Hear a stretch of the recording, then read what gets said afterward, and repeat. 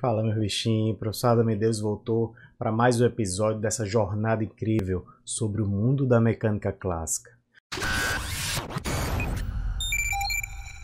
Então, na aula de hoje, nós vamos fazer uma continuação da última aula, onde falamos sobre espaço, a importância do conceito do espaço para a física. E na aula de hoje, nós vamos falar sobre as variações que emanam do conceito de espaço a partir do cálculo diferencial integral. Para você que não sabe, um fato importantíssimo da história é que o pai do cálculo diferencial integral é ele mesmo, o Sir Isaac Newton. O Newton, além de físico, foi um grande matemático.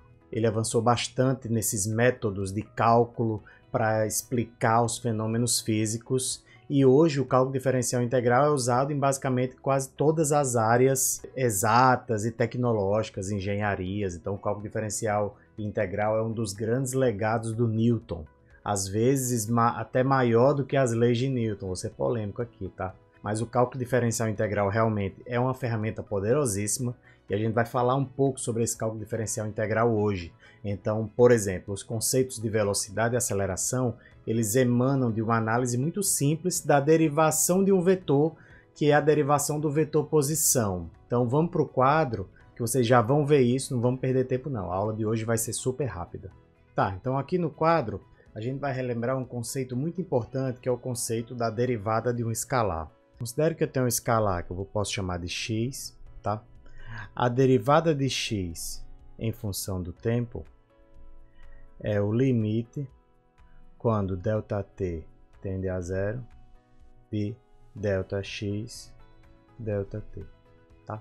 Esse conceito a gente já sabe lá do cálculo 1, cálculo 2, mas é um conceito simples de uma derivada simples de um escalar. Vocês vão entender onde a gente vai chegar, tá? Lembrando que ΔX é x de t mais ΔT, então é o x final, menos o x de t, que é o x inicial, tá? Então, é o x quando o tempo é o inicial mais um delta, ou a variação do tempo, menos x do tempo inicial. Em outras palavras, é a variação do escalar x à medida que o tempo varia de t para ΔT.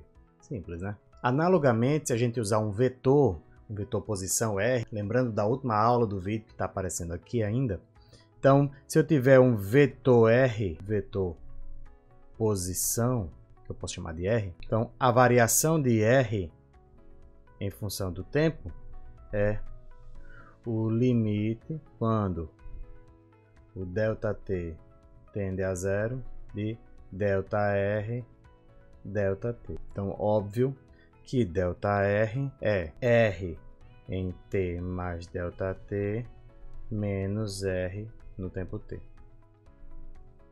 Tá? Professor, por que isso é importante para mim? Bom, isso é fundamental para um conceito muito simples que vocês viram lá no primeiro ano do ensino médio, ou às vezes até no nono ano do ensino fundamental, que é o conceito de velocidade. Então, o vetor velocidade, a gente sabe que é a variação do espaço em função do tempo. Aqui, para a gente, o vetor velocidade vai ser a derivada temporal de R, certo? A derivada temporal do vetor posição, certo?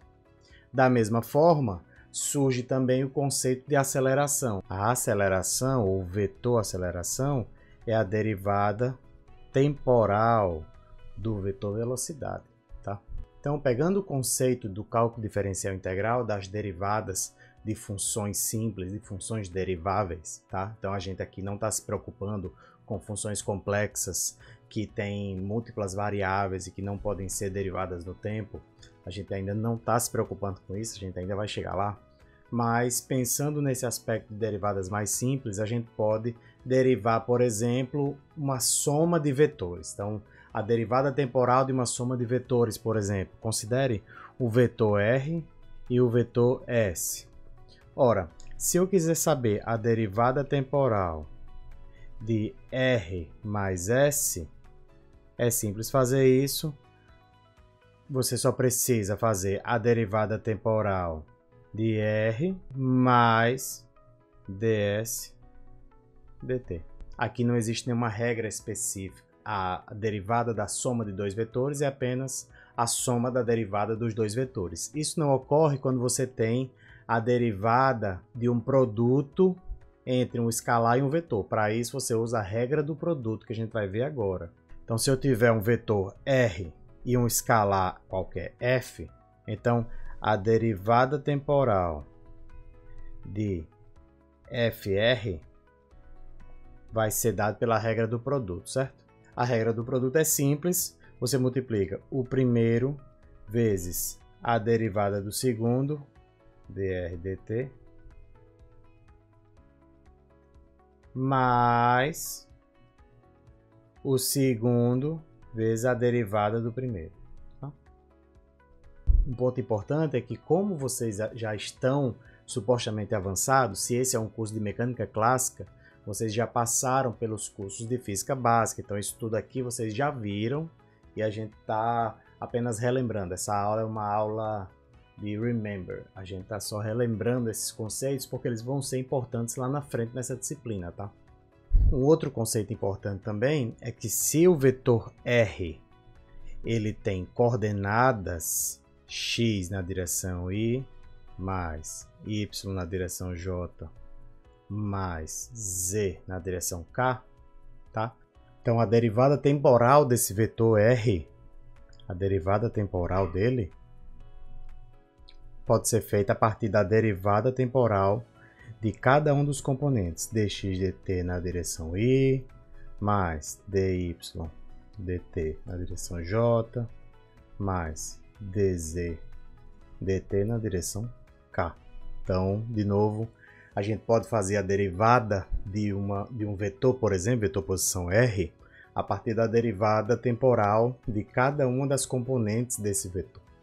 Ora, se o vetor V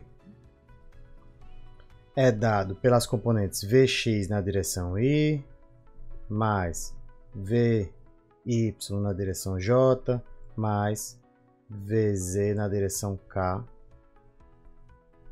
Então, se a gente comparar essas duas equações aqui, tá? Por quê? Porque V é dr dt, isso a gente já sabe, eu já acabei de falar. Então, a gente sabe que Vx, a componente x do vetor velocidade, é dx dt na direção y. Vy é dy dt na direção j. E Vz é dz dt na direção k. Certo? Simples, por analogia, mas isso a gente já sabia. Se a gente quiser os componentes de uma velocidade, a gente faz a derivada parcial de cada um dos componentes da posição, dos componentes x, y, z do vetor posição, o vetor r, e aí a gente vai ter os componentes do vetor velocidade também. Você deve estar se perguntando, né, professor, por que o senhor está explicando tudo isso de novo para a gente? Bom, são dois aspectos.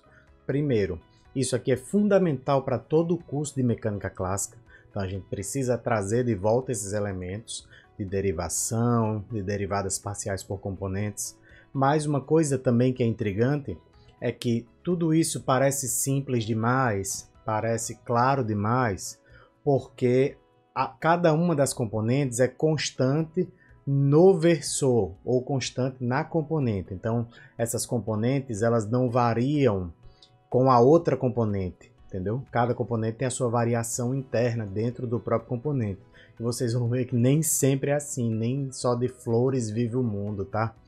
Então vocês vão ver que nem sempre é trivial escrever as grandezas, velocidade, aceleração, dentre outras, em função do vetor R, da função posição, quando a gente está trabalhando com coordenadas cilíndricas, polares, esféricas. Então, eu queria deixar um exercício aqui para vocês. Esse vídeo é um pouco mais curto, mas eu queria deixar um exercício para vocês também. Deem uma olhada em coordenadas cilíndricas, coordenadas esféricas, coordenadas polares, porque nós ainda vamos ver isso aqui nesse curso, mas já dei uma lida sobre o assunto, porque vai ser importante para quando a gente for falar sobre essas coisas, vocês já vão ter um pouco de noção em relação a isso, tá bom? Então, agradeço demais a presença de vocês, como sempre, e qualquer dúvida pode deixar aí no comentário que o pai volta, o pai está sempre online. Antes que eu esqueça, Siga também no Instagram, TikTok, o pai tá lá também. Siga em todas as redes sociais. Dá uma força pro pai, curte aí esse vídeo, tá? Curta, comente e compartilha para todo mundo, porque esse curso de mecânica clássica vai ficar incrível. E é isso, valeu pessoal, até a próxima.